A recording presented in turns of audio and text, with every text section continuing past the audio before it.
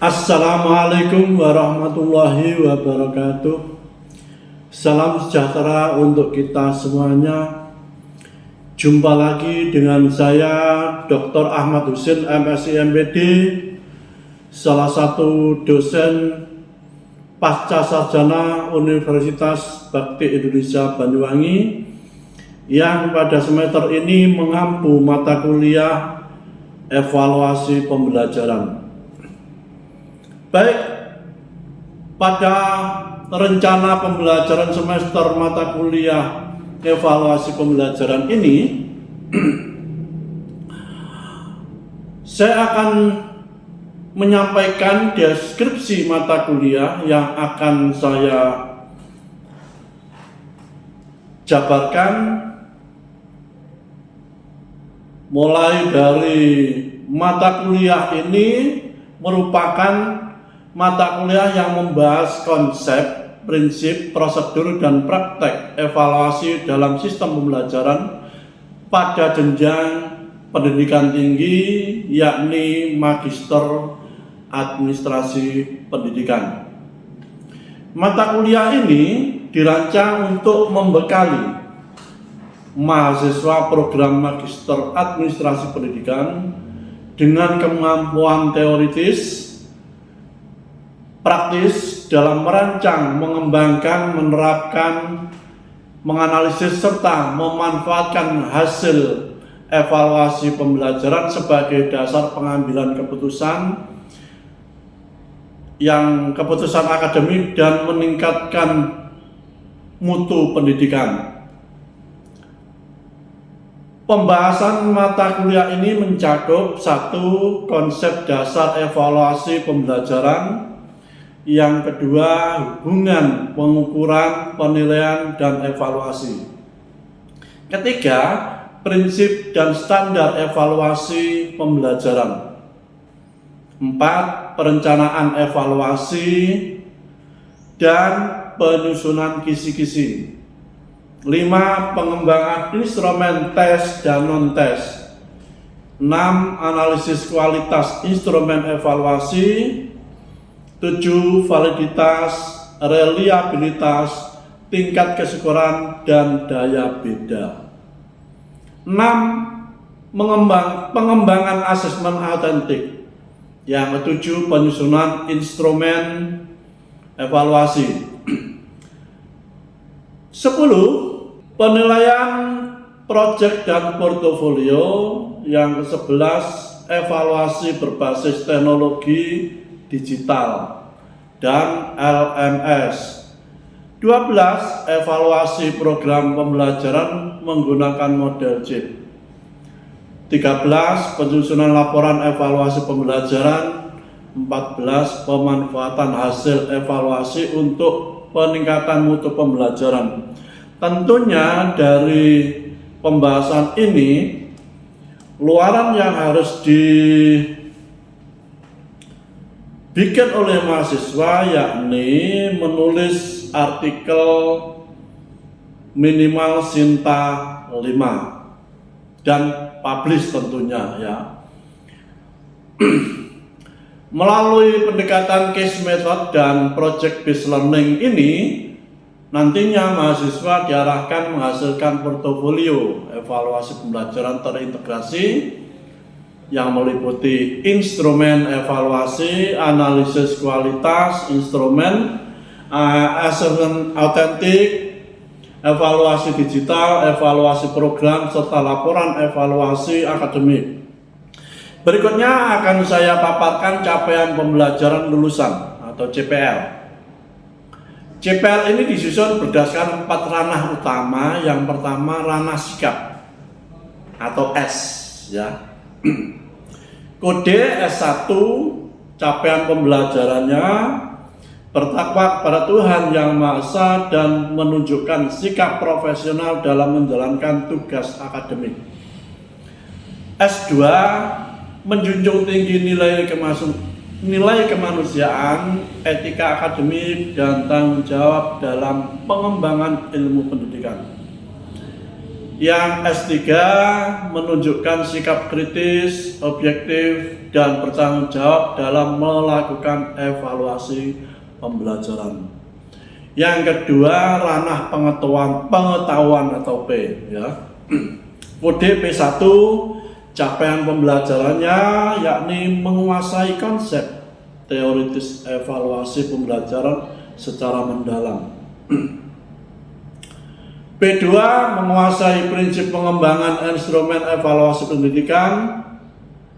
P3, menguasai konsep analisis kualitas instrumen berdasarkan pendekatan kuantitatif dan kualitatif. P4, menguasai berbagai model evaluasi program pembelajaran. Ranah yang ketiga, keterampilan umum atau KU. Kode KU1, capaian pembelajarannya adalah mampu berpikir logis, kritis, sistematis, dan inovatif dalam menyelesaikan permasalahan pendidikan. KU2, mampu mengembangkan kajian akademik berbasis dan data dan bukti ilmiah. KU3, mampu mengkomunikasikan gagasan akademik secara lisan dan tulisan. 4, ranah keterampilan khusus atau KK. Kode KK1, capaian pembelajaran, mampu merancang evaluasi pembelajaran sesuai tujuan, karakteristik peserta didik, dan konteks pendidikan. KK2, mampu mengembangkan instrumen evaluasi tes dan non-tes yang valid dan reliable. KK3, capaian pembelajarannya yakni mampu melakukan analisis hasil evaluasi dan memberikan rekomendasi perbaikan pembelajaran. KK4, mampu mengembangkan evaluasi pembelajaran berbasis teknologi digital. KK5, mampu melakukan evaluasi program pembelajaran secara sistematis. Berikutnya, strategi penilaian mata kuliah. Jenis penilaian, sikap dan partisipasi. Bentuknya observasi dan diskusi. Bobot 10%. Berikutnya, jenis penilaian tugas individu. Bentuknya analisis artikel atau studi kasus. Bobot 15%. Tugas pengembangan instrumen, bentuknya produk evaluasi, bobot 20%. Berikutnya, proyek semester berupa portofolio evaluasi pembelajaran yang nantinya ini menjadi tugas akhir, yang proyek ini adalah menuju UTS dan UAS, yakni penulisan artikel bersinta 5, ya, tentunya publish juga. Pada berikutnya, ya, teman-teman bisa saya ajak langsung ke ruang kelas untuk pembelajaran berikutnya. Pertemuan yang lalu kita membahas tentang bagaimana kita mendapatkan teori tentang analisis butir soal, ya, tentang bagaimana caranya kita membuat soal dan seterusnya. Kita langsung pada poin-poin pokoknya. Pertama, evaluasi. Kita tahu bahwa evaluasi adalah proses yang sistematis untuk mengumpulkan bahan ketika kita mau mengevaluasi. Lalu menganalisis apakah soal yang kita bikin nanti, ya, sudah sesuai dengan kemampuan peserta didik atau belum. Nah, sekarang kata peserta didik ini ada revisi, ya, menjadi murid, ya, bukan peserta didik lagi. Kemudian menghasilkan informasi mengenai hasil belajar peserta didik guna mengetahui tingkat pencapaian tujuan pembelajaran serta sebagai dasar dalam pengambilan keputusan.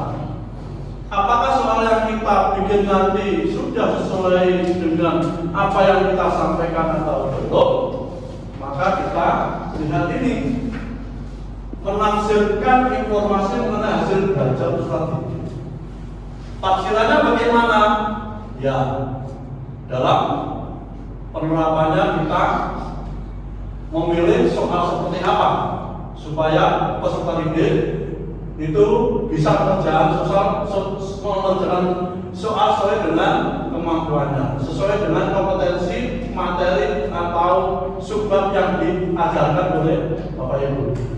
Berikutnya, menurut Johan Similari Kunto, evaluasi merupakan kegiatan untuk mengukur dan menilai sesuatu sehingga dapat diambil suatu keputusan.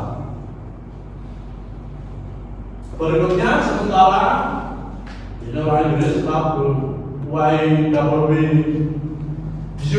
Taylor menyatakan bahwa evaluasi adalah proses menentukan sejauh mana tujuan pendidikan telah tercapai atau belum tercapai, telah tercapai atau juga belum tercapai dan benar. Baik, apa sih ketika kita menerapkan evaluasi pada peserta didik itu? Tujuannya adalah satu, mengetahui ketercapaian tujuan pembelajaran. Apakah pembelajaran yang kita sampaikan sudah tercapai atau belum? Itu tujuan utama tentang evaluasi. Yang berikutnya, mengetahui tingkat penguasaan kompetensi peserta didik kita. Jadi peserta didik mampu atau tidak dan seterusnya, itu tujuan pertama. Tujuan kedua, berikutnya tujuan ketiga adalah memberikan umpan balik kepada guru.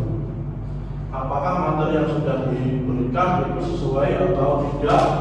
Ya, maka kita akan mendapatkan umpan balik sejauh mana ya materi yang kita sampaikan itu sudah bisa diterima.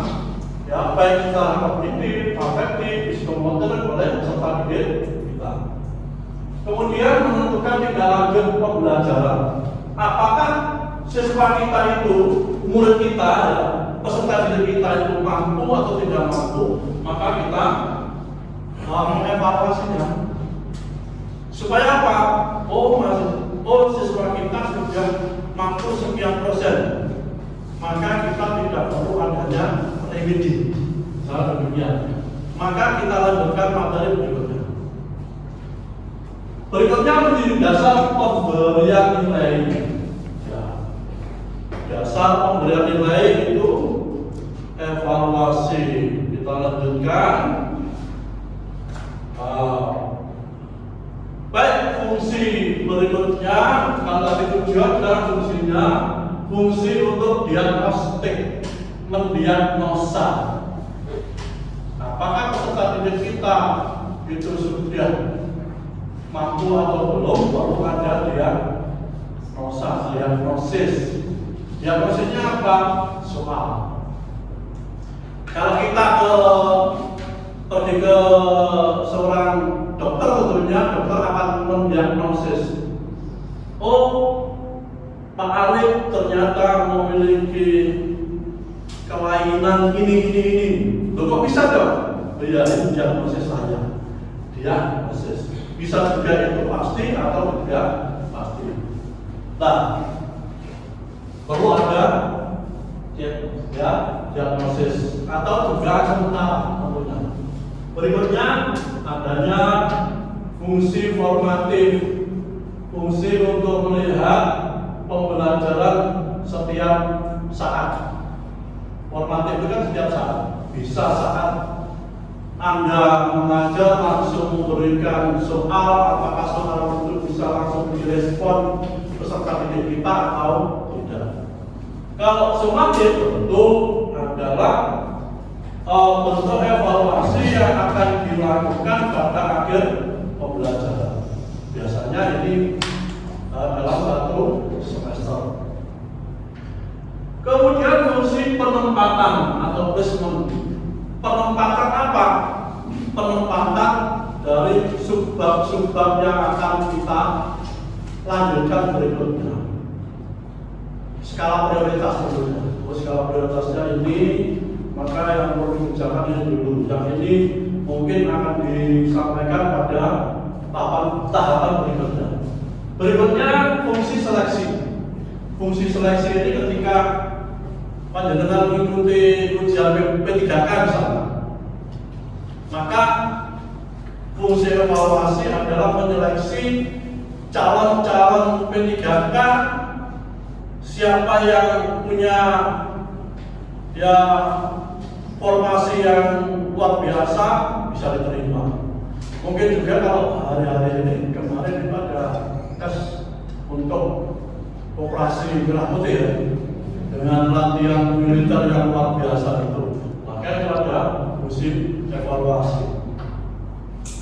Berikutnya pengertian kisi-kisi soal. Setelah mengevaluasi, kita tahap berikutnya membuat soal. Maka yang kita siapkan kisi-kisinya. Kisi-kisi soal ini tentu membuat ya kisi-kisi soal adalah pedoman atau blueprint dalam penyusunan soal yang memuat kompetensi, materi, indikator, bentuk soal itu sendiri, nomor soal, sehingga soal yang dibuat sesuai dengan tujuan pembelajaran. Tujuan dari kisi-kisi soal yang pertama menjamin kesesuaian soal dengan tujuan pembelajaran. Apakah pembelajaran yang sudah kita sampaikan, maka berikutnya apakah kisi-kisi soal yang kita bikin sesuai atau tidak, match atau tidak. Itu yang perlu di garis bawahi. Menjamin kesesuaian soal dengan tujuan pembelajaran. Kalau nggak sesuai ya kita skip dulu, kita ganti dulu soalnya. Mungkin materi ini belum. Kenapa kok belum? Ya karena mungkin waktu di pembelajaran itu kurang tepat, atau mungkin tergesa-gesa, atau mungkin waktu yang diberikan ini habis sesuai jatah alokasi waktunya mungkin bisa juga perlu diberikan materi tambahan. Biasanya demikian. Kemudian memudahkan penyusunan soal.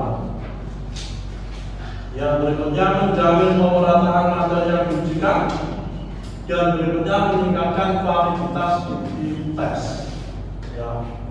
Valid tidaknya soal itu ya tergantung bagaimana kita menempatkan isi-isi setiap soal. Baik, komponen isi-isi soal. Nomor satu ada nama komponen utama, ini mata pelajaran apa. Jadi contohnya adalah sebutnya merawat jenazah. Poin A, ya, memandikan jenazah. Keterangannya nama pelajaran. Kalau di pendidikan umum itu PKI gitu kan. Tapi kalau di pendidikan menurut Kemenak, merawat jenazah itu masuk pada oke, bukan di hadis atau sejarah pendidikan, kan? Ya. Tapi kalau di umum memang namanya PAI saja. Baik. Komponen berikutnya capaian pembelajaran. Capaian pembelajaran ya itu juga dicantumkan. Ya. Kemudian keterangannya ini kompetensi yang diukur. Kalau kompetensi yang diukur berarti siswa mampu, ya, siswa mampu 1 apa, siswa mampu 2 apa, siswa mampu 3 apa, dan seterusnya. Kemudian materi, komponen 3 materi, keterangannya pokok bahasa. Pokok bahasanya adalah merawat indikator soalnya ini perlu saudara tulis sebanyak-banyaknya indikator ini. Kalau standar kompetensinya itu adalah mampu merawat jenazah bagian A, maka indikator dari A merawat jenazah yang memandikan itu bisa banyak sekali. Tentu satu, menyiapkan air, menyiapkan kalau ini praktek menyiapkan boneka, adalah menyiapkan bonekanya, menyiapkan sabunnya, menyiapkan kainnya, menyiapkan baslap mungkin, karena ini praktek, bukan jenazah sesungguhnya. Kalau jenazah sesungguhnya itu bukan praktek ya. Baik. Level kognitif ya, C1. Kognitif 1 apa? Kognitif 2 apa? Kognitif 3, 4, 5 dan seterusnya. Bentuk soal ada 2. Mungkin PG atau PU ya, pilihan ganda atau pilihan urean. Lalu nomor urut soal. Baik. Nah ini contoh kisi-kisi soal yang harus kita pahami. Ya, misalkan memandikan jenazah, indikatornya menentukan urutan memandikan jenazah. Levelnya kognitif 1, kognitif 2. Bentuk soalnya PG, pilihan ganda. Nomor soal 1. Maka materi memandikan jenazah kita turunkan ke indikator. Indikatornya menentukan urutan memandikan jenazah. Nomor 1 tadi bisa juga menyiapkan air, ya kan? Mungkin menyiapkan kaleng, menyiapkan selang, ya, menyiapkan sabun, menyiapkan kain. Itu untuk prakteknya, ya, untuk prakteknya.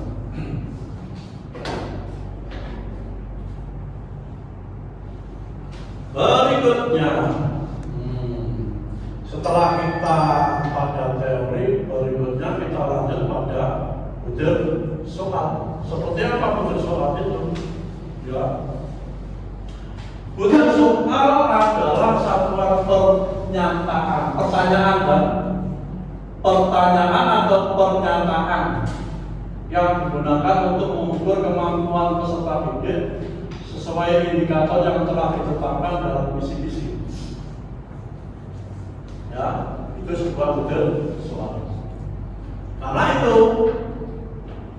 kisi-kisinya misalkan siswa mampu menyiapkan air, siswa mampu menyiapkan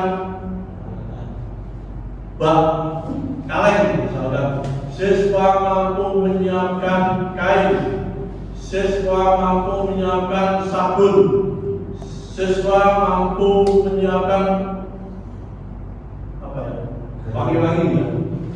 Harus wangi sabun, wangi-wangi parfum. Boleh kan? Parfum? Boleh. Baru. Tapi kalau kamu baru itu kan terlalu lama ya, terlalu kuno ya. Mungkin sekarang yang lebih modern kan bukan kamu baru lagi. Ya.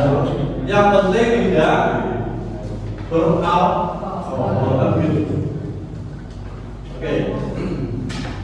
Berikutnya kan satu indikator minimal menghasilkan satu bentuk soal. Satu indikator. Jadi kalau di apa tadi?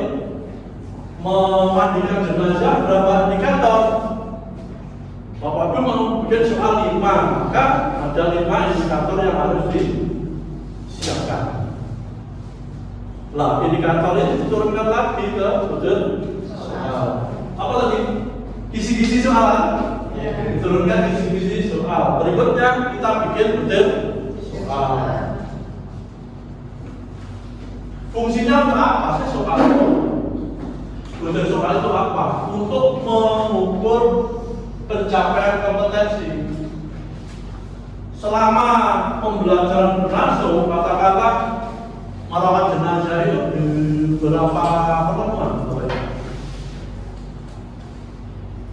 di silabus bisa 4 pertemuan, dalam 4 pertemuan dan materi yang lain tercapai atau tidak?